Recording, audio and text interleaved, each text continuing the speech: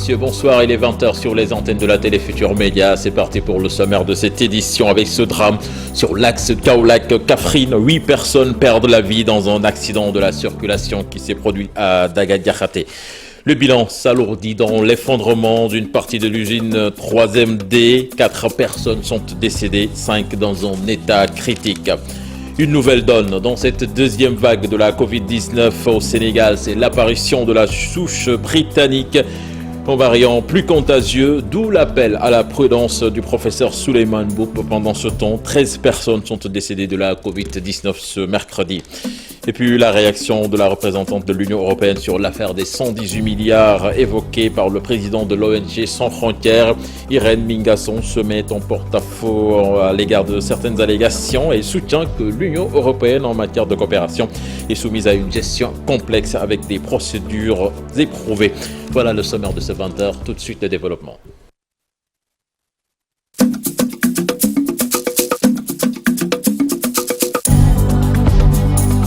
Bonsoir et bienvenue à toutes et à tous. Tout d'abord, cet accident qui a fait 7 morts sur le coup, un 8e qui succombe à l'hôpital. Le drame s'est produit à 8h à Daga-Diakhaté, commune de Ngati Naoudé. C'était sur l'axe Kaffrine-Kaolack.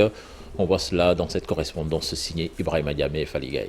La violence du choc a fait que le minicar en provenance de Kaffrine a changé de direction. 8 personnes ont perdu la vie, dont 7 sur le coup. Le drame s'est produit à hauteur d'un virage au village de Daga-Diakhaté dans la commune de Ngati Naoudé. Le premier adjoint au maire sous le choc témoigne. Et on a l'habitude de voir ces accidents à l'entrée du village. Vraiment, nous demandons à l'État de nous octroyer des dodanes ou bien que les gendarmes se mettent chaque jour dans les villages pour éviter les accidents. Non, ce sont les bruits qui m'alertent. Sont de la zone de la commune de Kermouki et la commune de Ngati Naoudé. Le drame s'est produit vers 8h et selon les témoignages, c'est le minicar qui serait à l'origine pour avoir tenté un dépassement dangereux avant d'entrer en collision avec un camion Ben. Pape Babacar Ndour, président du regroupement régional des transporteurs de Kaolack, regrette. Ce que je lance aux chauffeurs, c'est que vraiment on doit respecter les normes de conduite, respecter le code de la route. Parce que l'accident s'est produit en pleine agglomération. Vous avez vu cette ligne continue qui est là, très visible. Vous avez vu le tableau de limitation de vitesse. Donc vraiment c'est regrettable, mais c'est le minicar qui était en train de dépasser alors qu'il ne devait pas le faire. Au moins 4 ambulances ont été mobilisées sur les lieux de l'accident pour évacuer les blessés et les corps sans vie à l'hôpital régional de Kaolack. La question des ralentisseurs a toujours été une forte demande des populations de ce village qui interpelle à nouveau les autorités sur le sujet. Des carcasses et des épaves de véhicules jonchés au bord de la route au même niveau montrent que cet endroit est un théâtre d'accidents. Le bilan qui s'alourdit à Khotba dans la commune de Keur Moussa où une partie du bâtiment de l'usine 3e D Énergie s'est effondrée sur des ouvriers. On parle à présent de 4 personnes décédées et plus de 5 qui sont dans un état critique. Explication dans cette correspondance signée chez Ramta Diop et c'est la tire. Le bilan de l'accident survenu à Khotba s'est alourdi. La première victime est décédée hier sous les décombres. Parmi les 5 blessés qui étaient transférés à l'hôpital Amadou Sakhir Ndiéguène de Thiès, les 3 qui se trouvaient dans un état critique ont finalement succombé à leurs blessures. D'après les autorités administratives et les équipes de secours, toutes les personnes qui se trouvaient sous les décombres ont été récupérées. Selon l'autorité préfectorale, la machine Caterpillar porte-char est tombée en panne au cours des opérations d'enlèvement des débris. Il précise que pour le reste des travaux, c'est le directeur de l'entreprise 3MD Énergie lui-même qui a en charge cette tâche. Toutefois, les sapeurs-pompiers de Thiès se disent obligés de rester sur les lieux jusqu'à la fin. Pour rappel, une partie du bâtiment de l'usine 3MD Énergie s'est effondrée sur des ouvriers hier vers les coups de 13h. Vous l'aurez remarqué en début de journal, très macabre, 13 nouveaux décès déplorés dans le bilan du jour de la Covid-19 au Sénégal. Sur 2262 tests réalisés, 304 sont revenus positifs au coronavirus sur un taux de positivité de 13,44%. Il s'agit de 104 contacts suivis et 200 cas issus de la transmission communautaire. 270 patients ont été testés négatifs et déclarés guéris. 53 cas graves sont pris en charge dans les services de réanimation. La présence de la souche britannique confirmée au Sénégal, un variant plus contagieux, d'où l'appel à la prudence du professeur Souleymane Mboup de l'IRSF que je vous propose d'écouter. Ce variant est retrouvé dans 70 pays et territoires au 25 janvier, soit 10 de plus qu'au 19 janvier. Le deuxième variant est le variant sud-africain, qui est également, comme le variant britannique, plus contagieux que le virus SARS-CoV-2 originel. Ce variant continue sa propagation et est désormais présent dans 31 pays et territoires, soit 8 pays de plus depuis le 19 janvier. Enfin, le dernier variant est le variant brésilien qui a été signalé dans 6 nouveaux pays, donc présent au total dans 8 pays. La première série n'avait pas permis de trouver ces variants, ce que nous avions communiqué il y a 2 semaines. Par la présente, nous vous informons avoir confirmé la présence d'un variant britannique, SARS-CoV-2, dans les échantillons de la deuxième série. Du fait que ces variants se transmettent plus rapidement, ce qui pourrait expliquer la vitesse de propagation de la maladie dans certains pays, il est impératif d'appliquer scrupuleusement les mesures de prévention individuelle et collective. La SECNA vit des moments difficiles. L'Agence pour la sécurité de la navigation aérienne est lourdement impactée par la Covid-19. C'est ce qu'a fait savoir le secrétaire général du syndicat national des travailleurs de l'aviation civile. Selon Lamine Dramé, l'agence a perdu la moitié de ses chiffres d'affaires et a besoin de soutien. Il interpelle le chef de l'État Macky Sall, à qui il demande de porter le plaidoyer auprès de ses pairs. Il a réagi au micro d'Alassane Ba et Diafaraba. Nous sommes rattrapés par la pandémie de la Covid-19 qui a eu un impact sincère sur le transport aérien. Parce qu'aujourd'hui, les gens parlent plutôt de transport aérien. Parce que le transport aérien, c'est comme c'est large. Nous sommes tous impactés. Mais le SECNA, qui est un fournisseur de services de la navigation aérienne, est lourdement impacté. Souvenez-vous que le Sénégal a fermé ses frontières aériennes depuis le 20 mars jusqu'au 17 avril pour encore fermer ses frontières aériennes, pour les réouvrir au mois de juillet 2020. Donc du coup, forcément, le SECNA qui vit de redevance est lourdement impacté. Donc si nous comparons les chiffres d'affaires de 2019 à 2020, vous voyez que nous avons quasiment perdu la moitié de notre chiffre d'affaires. Donc nous sommes dans une situation extrêmement compliquée, d'où l'implication de tous les États membres pour vraiment continuer à hisser haut le flambeau de la SECNA, qui nous valent quand même beaucoup de satisfaction. Et c'est dans cet esprit-là que je lance un appel solennel au président de la République Macky Sall pour qu'il puisse intervenir auprès de ses pairs, pour porter le plaidoyer de la SECNA auprès de ses pairs, pour qu'ils puissent, comme ensemble, voir dans quelle mesure ils pourront redresser ou bien ils pourront en tout cas soutenir l'Agence pour la sécurité de la navigation aérienne. Hassan Diouf, libre de rentrer chez lui, l'insulteur public, comme on l'a surnommé, a été condamné à 3 mois de prison ferme par la Cour d'appel de Dakar ce jeudi. Peine déjà purgée, vu que le mis en cause était en détention depuis plus de 8 mois. Le juge l'a reconnu coupable du délit d'outrage à agent de la force publique dans l'exercice de leurs fonctions. Cependant, les autres chefs d'accusation, dont l'appel en attroupement armé non suivi des faits et le délit de rébellion, n'ont pas été retenus. Réaction de l'Union européenne sur l'affaire des 118 milliards évoquée par le président de l'ONG Sans Frontières. Pour la représentante de l'Union européenne, l'institution est soumise à une gestion complexe avec des procédures très éprouvées en matière de coopération. Pour en savoir davantage, suivez plutôt ce sujet, signé à Mamadou Fall et Ahmadou Ba. L'Union européenne est une institution soumise à une rigueur de transparence, des procédures très éprouvées et très complexes concernant la gestion de programmes de coopération. C'est ce qu'a déclaré l'ambassadrice de l'institution en guise de réponse sur l'affaire des 118 milliards soulevés par le président de l'ONG Sans Frontières.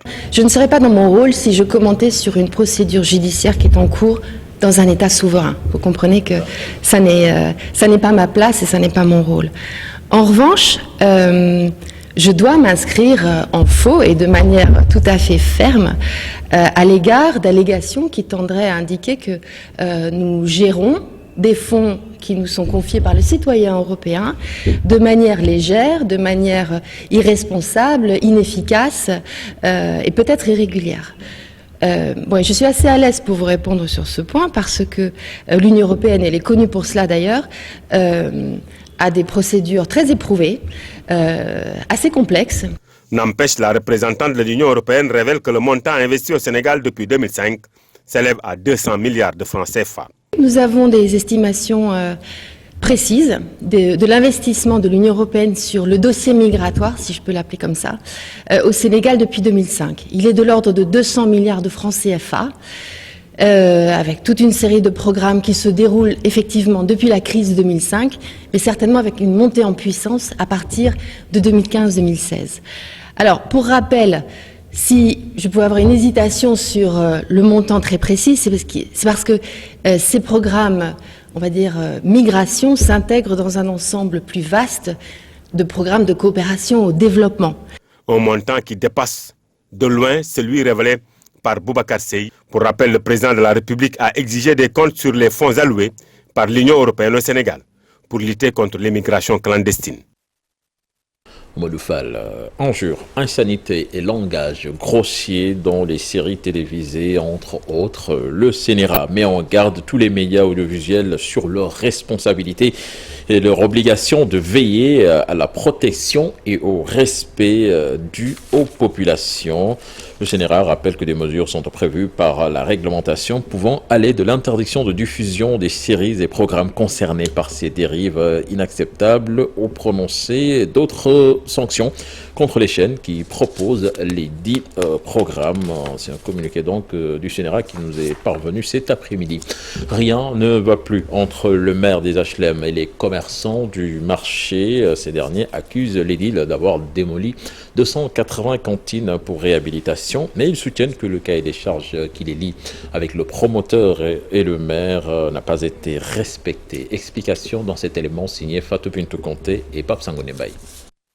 180 cantines ont été démolies par le maire des HLM dans ladite marché de la cité pour cause de vétusté. Mais la réhabilitation pose problème entre l'édile et les commerçants qui l'accusent de ne pas avoir respecté les termes du cahier des charges. Les cantines étaient vétustes, c'est pour ça qu'on a pris une convention et cahier des charges pour réhabiliter les cantines. On a déjà réhabilité deux blocs, un bloc de 91 cantines et l'autre bloc de 98 cantines. Même sur le deuxième bloc, il avait violé l'article 2 et 3 du cahier de charges. On l'a assigné et le tribunal nous a donné gain de cause. Et il a cassé, il a repris normal. En venant sur le troisième, il a arrêté les travaux, lui et le promoteur. Actuellement dans le désarroi, ces commerçants ne savent plus à quel sens se vouer et pointent un doigt accusateur au maire qui, selon eux, veut faire du business sur leur dos. Il a démoli pour faire du business. Il a démoli seulement pour construire en hauteur et mettre de l'argent dans sa poche. Ainsi, ils comptent rester en justice pour rentrer dans leur trou. Bien sûr, nous allons le signer en justice. Dès demain même, on va le signer en justice. Sur les 469 cantines réparties en 5 blocs, le maire n'a construit que 2 blocs, avec beaucoup de difficultés d'ailleurs. Bintou Kanté, la DSCOS a mené des opérations de sécurisation des sites pour éviter que données de citoyens soient grugées en matière d'acquisition de terrain. Les gendarmes ont sillonné la commune de Bambilor pour le débornage de sites jugés illicites. D'ailleurs, ils ont mis la main sur un individu qui vendait des terrains dans l'illégalité absolue, nous dit Mamadou Fall. La guerre est lancée. La troupe est à l'assaut des terres acquises illicitement, des mouvements de pas qui percutent le sol de Bambilor. Ici, le débornage est de rigueur. Donc quand on a découvert ce morcellement-là, on s'est rendu compte que c'est un lotissement irrégulier. Et la première des actions, qui est l'action préventive, c'est d'enlever les bornes. Cela ne nous empêche pas de continuer nos investigations pour identifier ceux qui sont mêlés à ce bornage-là irrégulier. Les agents de la DSCOS ne veulent plus que d'honnêtes citoyens soient grugés. D'ailleurs, ils ont mis la main sur cet individu.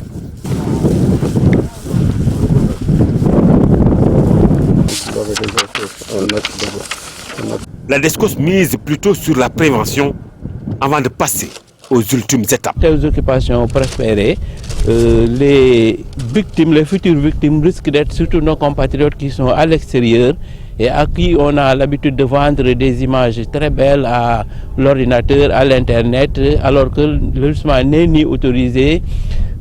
À partir d'un lotissement irrégulier et d'un bornage, que des Sénégalais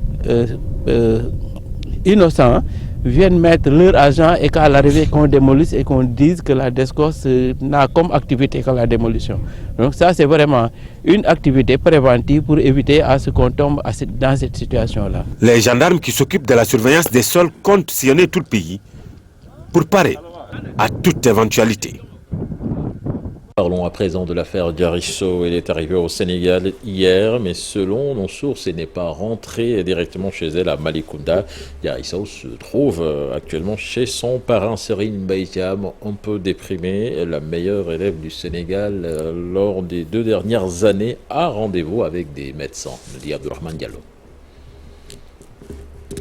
Diarisso au Sénégal, l'accès chez elle au quartier Croisement Malicounda est interdit à toute personne étrangère. D'ailleurs, la porte est fermée, aucun membre de la famille ne veut s'exprimer officiellement. N'empêche, certains nous ont filé des informations off the record. Selon eux, Diarisso est bel et bien arrivée au Sénégal, mais elle n'est pas présentement chez elle au Croisement Malicounda. L'étudiante du lycée Louis le Grand de Paris est chez son parrain Serine Mbaye-Thiam à Dakar. Selon toujours nos sources, elle est arrivée à Dakar un peu déprimée et d'ailleurs elle devrait même rencontrer des médecins. Malgré cette situation, ses proches se disent soulagés de savoir que Diary est saine et sauve. Il faut rappeler que Diarisso a été porté disparu le 4 janvier dernier avant d'être retrouvé le 23 janvier à Bruxelles par son parrain Serine Mbaye-Thiam pour la ramener le lendemain à Paris puis au Sénégal, hier à bord du vol Air Sénégal.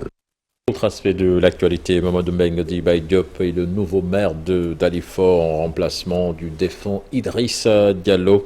Et il préfère respecter les 40 jours de deuil pour la mémoire justement d'Idrissa Diallo avant de dresser sa feuille de route. Je vous propose de l'écouter au micro d'Abib Frir et Modou Diop.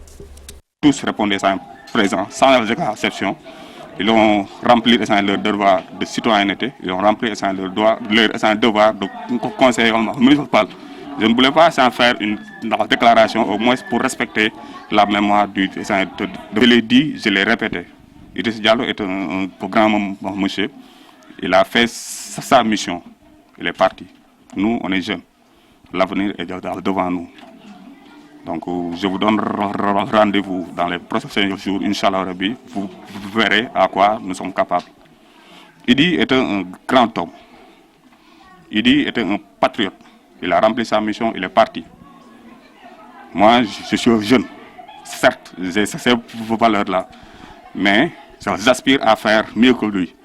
500 000 branchements sociaux annoncés dans la région de Fatick pour l'amélioration de l'accès à l'eau dans la zone rurale. Le projet eau, assainissement en milieu rural a été présenté hier aux autorités administratives du département plutôt de Fatick. Elles vont installer ces comités de ciblage dans les zones concernées, car ce sont des ménages démunis qui seront priorisés dans ce projet. L'Office des forages ruraux précise que 5 autres régions vont bénéficier de ces branchements sociaux. On voit cela dans cette correspondance signée Aminata Goudiaby et Abdou Karim Bey.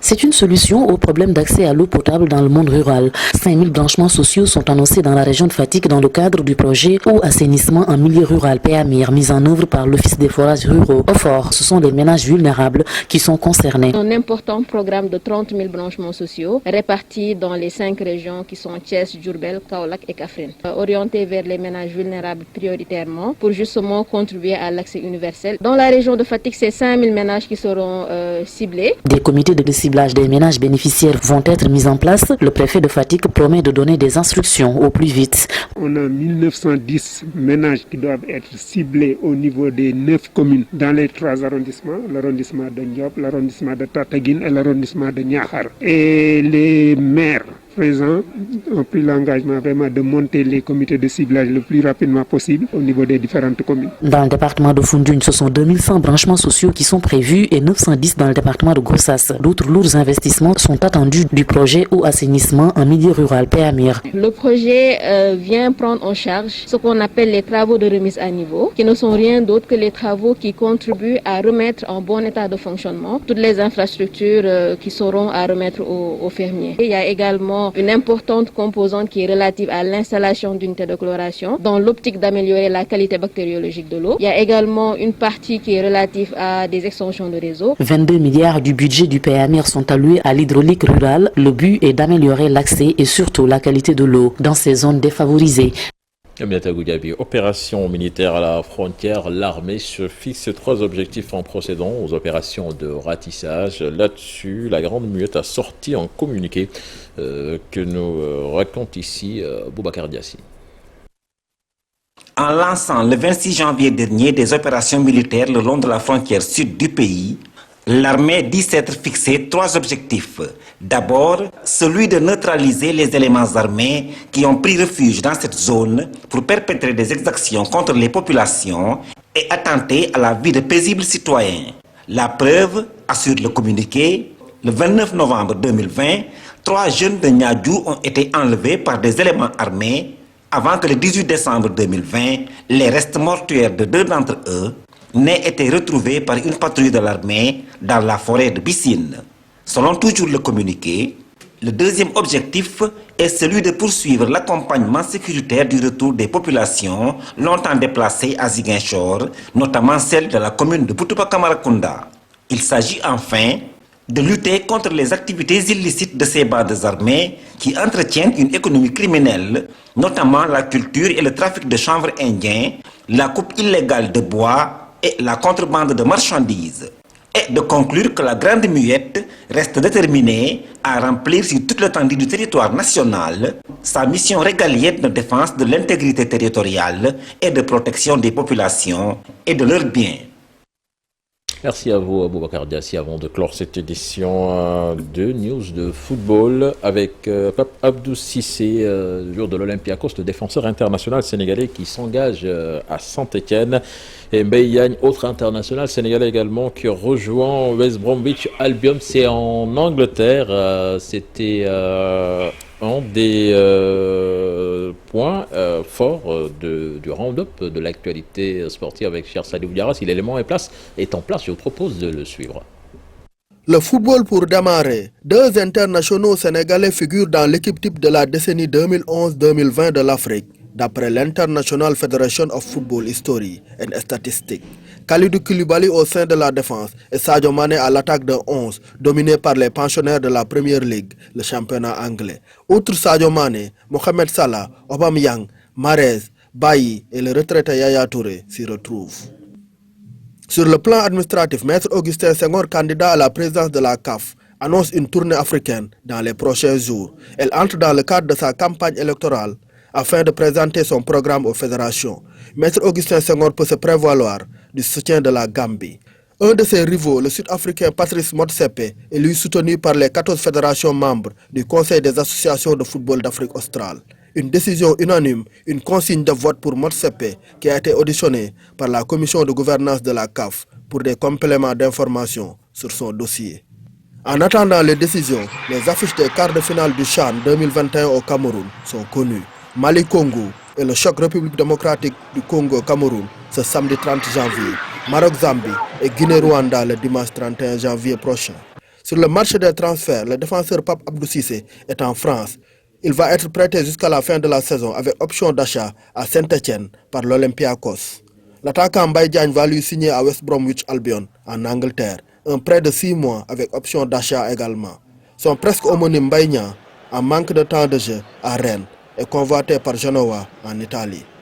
Le basketball pour terminer, le sélectionneur adjoint de l'équipe nationale du Sénégal, Mamadou Pabigay, a dévoilé une liste de 17 lions présélectionnés pour la fenêtre des éliminatoires de l'Afro-Basket au Cameroun.